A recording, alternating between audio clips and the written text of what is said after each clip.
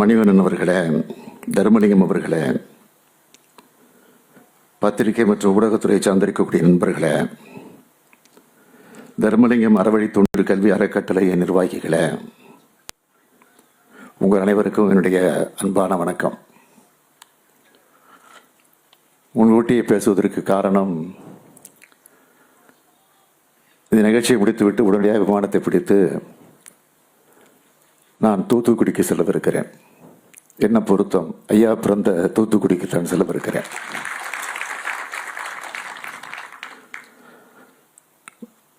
இங்கே நம்முடைய ஐயா பழநெடுமாறன் அவர்கள் குறிப்பிட்டு சொன்னார்கள், வாழ்த்துவதற்காக நாங்கள் வந்துவிடவில்லை, வாழ்த்து பெறுவதற்காக நாங்கள் வந்திருக்கிறோம். அந்த வகையில் நூற்றாண்டு விழா நாயகராக இருக்கக்கூடிய ஐயா நல்லக்கண் அவருடைய புகழை, சிறப்பை, அவர் தியாகத்தை இன்றைக்கு போற்றிக் கொண்டிருக்கிறோம். சமத்துவ சமுதாயத்தை அமைப்பதற்கான நம்முடைய பணியில் வெல்வதற்காக ஐயா வாழ்த்துங்க அப்படின்னு கேட்க வந்திருக்கிறோம். உங்க வாழ்த்தை விட எங்களுக்கு பெரிய ஊக்கம் எதுவும் கிடைத்துவிட போவதில்லை. தந்தை பெரியாருக்கும் தலைவர் கலைஞருக்கும் கிடைக்காத வாய்ப்பு நல்லக்கண் ஐயா அவர்களுக்கு கிடைச்சிருக்கு. 100 வயதை கடந்து நமக்கு வழிகாட்டியும், தமிழ் சமுதாயத்திற்காக இன்னும் உழைக்க தயாராக இருக்கேன் என்றும் உள்ள உறுதியோடு இங்கே அமர்ந்திருக்கக்கூடிய நம்முடைய ஐயா அவர்களுக்கு கம்பீரமான வணக்கத்தை நான் தெரிவித்துக் கொள்கிறேன். கம்பீரமான வணக்கம் மட்டுமல்ல, கம்பீரமான செவ்வணக்கத்தை நான் தெரிவித்துக் கொள்கிறேன். தோழர் நல்லக்கண் ஐயா அவர்களுக்கு நம்முடைய ஐயா நெடுமாறன் அவர்கள் இந்த நூற்றாண்டு விழாவை எடுத்திருக்கிறார். பேரறிஞர் அண்ணா, பெருந்தலைவர் காமராஜர், முத்தமிழறிஞர் கலைஞர், முன்னாள் பிரதமர் இந்திரா காந்தி என பல்வேறு தலைவர்களோடு நெருங்கி பழகியவர் ஐயா நெடுமாறன் அவர்கள். திராவிட இயக்கத்திற்கு பல தீரர்களை தந்த அண்ணாமலை பல்கழகத்தின் பட்டறையில் உருவானவர் ஐயா நெடுமாறன் அவர்கள். உலகத் தமிழர் பேரவையினுடைய நிறுவன தலைவராக இருந்து இலங்கை தமிழ் மக்களின் உரிமைகளுக்காக பல்லாண்டு காலமாக தொடர்ந்து போராடி வரக்கூடியவர் ஐயா நெடுமாறன் அவர்கள். இந்த விழாவை பார்க்குறீங்க, பொது உடைமை இயக்கம், திராவிட இயக்கம், தமிழ் தேசிய இயக்கம் ஆகியவற்றுடைய சங்கமமாக இந்த நிகழ்ச்சி நடந்து கொண்டிருக்கு. இந்த நேரத்தில் புரட்சி கவிஞர் பாரதிதாசனுடைய பாடல் தான் என்னுடைய நினைவுக்கு வருகிறது. எங்கள் பகைவர் எங்கோ மறைந்தார், இங்குள்ள தமிழர் ஒன்றாதல் கண்டே.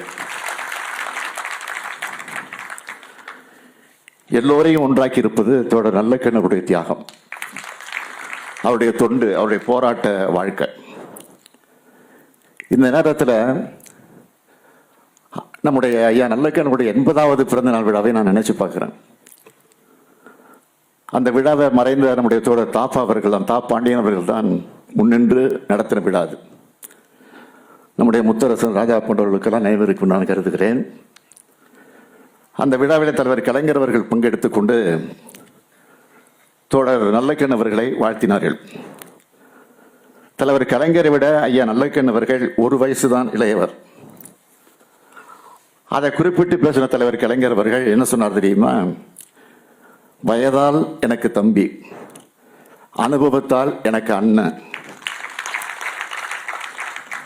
என்னை விட வயதில் இளையவர், ஆனால் அனுபவத்திலும் தியாகத்திலும் நம்மையெல்லாம் விட மூத்தவர்னு குறிப்பிட்டார்.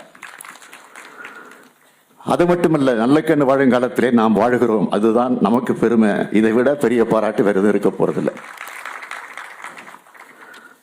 ஆனா இதுக்கு மேல முத்தாய்ப்பா ஒன்னு சொன்னார். ஒரு விபத்து, கார் விபத்து தலைவர் கலைஞருக்கு ஏற்பட்டது.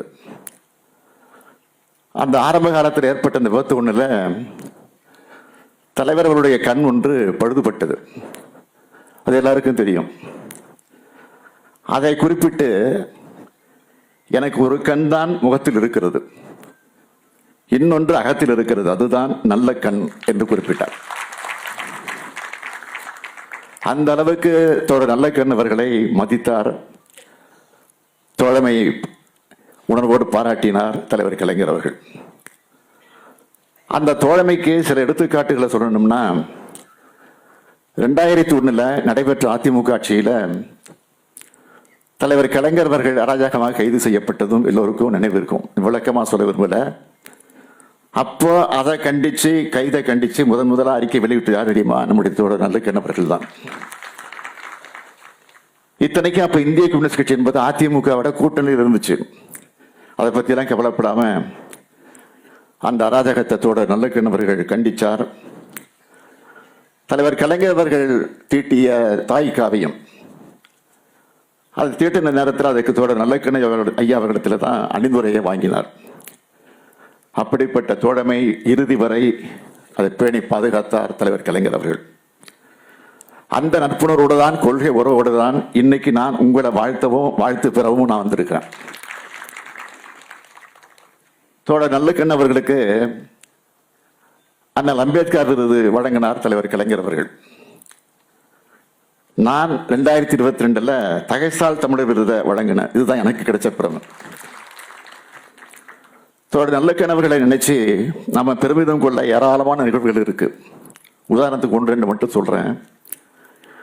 அண்ணல் அம்பேத்கர் விருதை பெறப்போ தமிழ்நாடு அரசு சார்பில் 1 லட்சம் ரூபாய் ஐயாவுக்கு கொடுக்கப்பட்டுச்சு. அதில் 50,000 இந்திய கம்யூனிஸ்ட் கட்சிக்கும் இன்னொரு 50,000 விவசாய சங்கத்துக்கும் கொடுத்துட்டார் தோழர் நல்லக்கண்ணவர்கள். இப்போ நம்ம ஆட்சிக்கு வந்த திறப்பு இருக்கு. என்னுடைய திருக்கரத்தால தகைசால் தமிழர் விருது கொடுத்தப்போ அப்போ 10 லட்சம் ரூபாயை தந்தோம்.